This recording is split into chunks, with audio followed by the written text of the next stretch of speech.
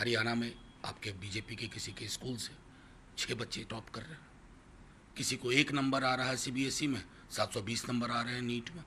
मतलब ये क्या दर्शाता है कि एक पूरी प्रणाली से अपने बच्चों के भविष्य के साथ खिलवाड़ किया। मैं तो फौरी तौर पर कहूँगा ये नाटक पाखंड बंद करिए, नीट के एग्ज़ाम को दोबारा कराइए और एनटीए नाम की इस चीज़ को, इसको बंगाल की खाड़ी में फेंकिए। एनटीए ने बच्चों को टॉर्चर किया। अभी एनटीए से एक और नोटिस जारी हुआ है जहां पे जॉइंट सीएसआईआर यूजीसी नेट के जो एग्जाम्स होने थे, जो उनकी जिम्मेदारी है जून 25 से 27 के लिए, वो उन्होंने पोस्टपोन कर दिए हैं क्योंकि तैयारियां पूर्ण तरीके से नहीं है। आप ये सोचिए, लगातार एनटीए पे प्रश्न चिन्ह लगाया जा रहा है और किसी तरीके की अकाउंटेबिलिटी तय नहीं होगी। अभी हाल ही में नीट के जो पेपर लीक की बात सामने आई, जो बिहार पुलिस इन्वेस्टिगेट कर ही रही है, उसको लेकर एजुकेशन मिनिस्टर ने कहा कि हम एक हाई लेवल कमेटी बनाएंगे। हाई लेवल कमेटी में कौन सदस्य होंगे, कौन मेंबर्स हैं, क्या उनका जांच का दायरा होगा, उसके बारे में उन्होंने कल अपने प्रेस कॉन्फ्रेंस में कोई स्पष्टीकरण नहीं दिया। तो जांच में उसको अगर आ गया तो वो बच नहीं पाएगा।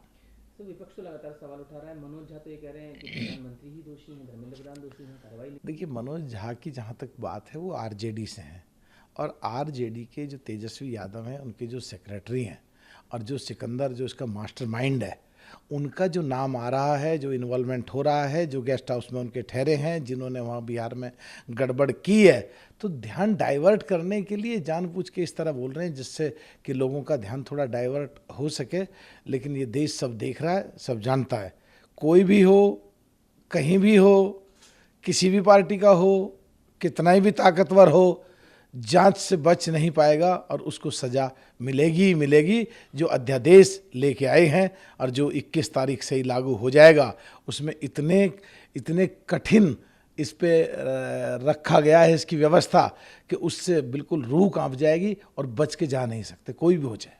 तो दिल्ली की तरफ आते हैं। सौरभ भारद्वाज ने कहा है कि इंडिया गठबंधन को ध्यान में रखते हुए कांग्रेस बयानबाजी। गोल्ड इंडिया गठबंधन तो जो इसके सूत्रधार थे, जो नींवधार थे, जो इसके स्थापना करने वाले थे नीतीश जी, ये बिहार में टूटा, फिर बंगाल में टूटा, फिर पंजाब में टूटा, फिर देश के कई हिस्सों में टूटे और अभी आपस में फिर लड़ रहे हैं। एक तरफ कहते हैं सरकार बन रही है हमारी और कह रहे हैं हम जीत गए, हम जीत गए। अरे भाई, जीत गए उनके हम लोगों के एनडीए 300 करीब में, तुम किस चीज़ में जीत गए? 272 चीज़ों से बहुत ज़्यादा।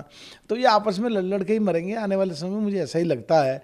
और जहाँ तक सौरभ भारद्वाज जी कह रहे हैं, तो कांग्रेस के नेता कुछ बोल रहे हैं, आप पार्टी के नेता कुछ बोल रहे हैं, और साउथ से भी कई पार्टियों के नेता कुछ का कुछ बोल रहे हैं।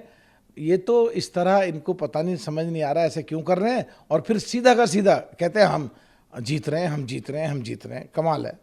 सर, आतिशी तो वाटर क्राइसिस पर अभी भी धरने पर बैठी हुई है। देखिए, सच है कि दिल्ली की जनता प्यासी मर रही है, ये सच है। दिल्ली में पानी की कमी है, आरोप प्रत्यारोप इससे काम चलने वाला नहीं है।